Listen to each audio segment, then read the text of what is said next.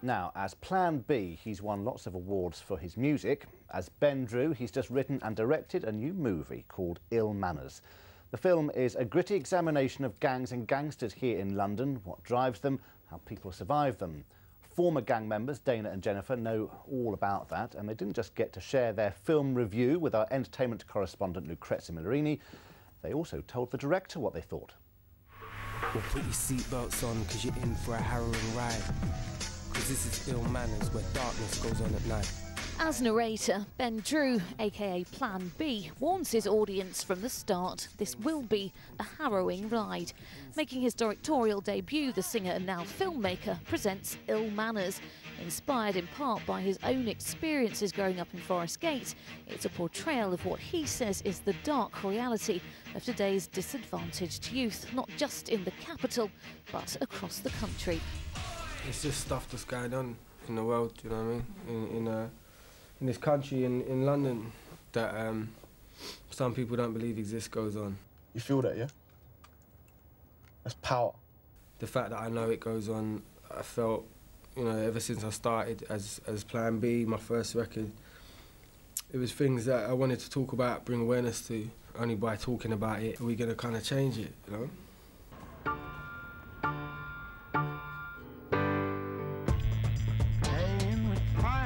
Certificate 18, the film packs a punch, hard-hitting and brutal.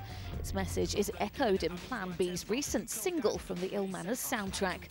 Referencing last year's riots, a warning to those in power that situations can easily spiral out of control.